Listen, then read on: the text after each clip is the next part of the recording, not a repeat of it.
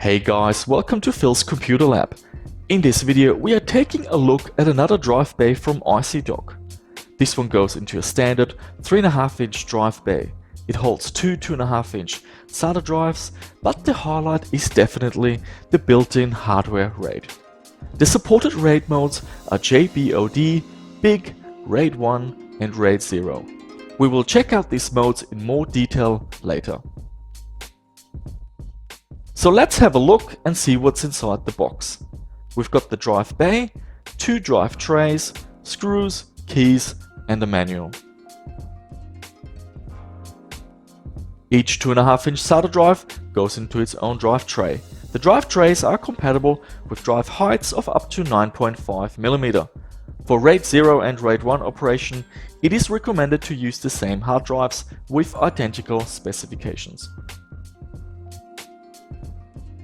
Insert the drive trays into the drive bay and push in the handles.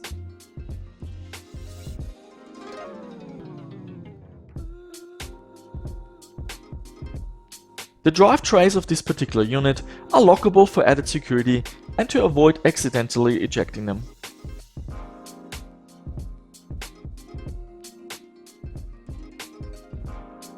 To eject the drive trays, just push the release button and pull them out. The bay has cooling vents and the metal acts as a heatsink, keeping the drive temperatures in check. Anti-vibration technology reduces noise and vibrations. At the back of the unit are the SATA and power connectors and the RAID mode selection switch. Now we're going to have a closer look at the 4 RAID modes available. I'm using 3 identical 250GB SATA hard drives and a 60GB solid state drive for this review.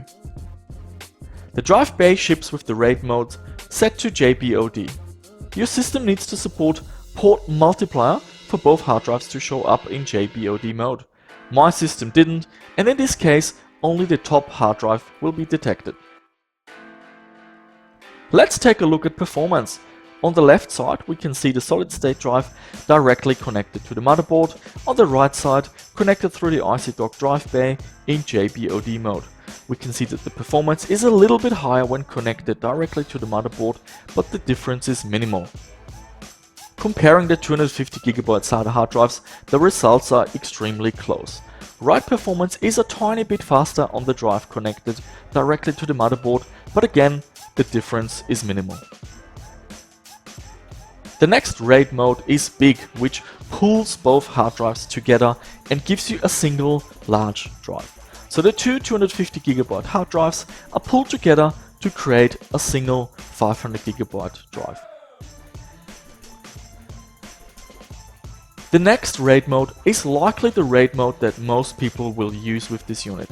It is RAID 1 or disk mirroring, offering redundancy against a single drive failure. Because data is written to both drives, in the case of one drive failing, nothing is lost. The drive bay supports hot swapping. In the case of a drive failure, the LED will light up red. Simply remove the faulty drive, insert a new one, and the unit will automatically rebuild the RAID. While this is happening, the rebuild LED flashes. This can take some time, so be patient. The RAID 1 mode is great for anyone who requires disk redundancy but has limited space inside the case. The single SATA connector comes in handy when there's a lack of SATA ports on the motherboard, and the built-in hardware RAID means that you don't have to buy a dedicated RAID controller card, worry about RAID drivers or configure any BIOS options. And the final RAID mode is RAID 0 or disk striping. This mode improves performance but has the downside of doubling the risk of hard drive failure. If one drive fails, all data is lost. Note that the ICDock drive bay has a single SATA 6 port, so if you're using 2 very fast solid state drives in RAID 0, you could reach the limits of SATA 6. The two 250GB SATA drives, however, nearly doubled the performance. Such a RAID 0 configuration can be useful for high-resolution video capturing, for example.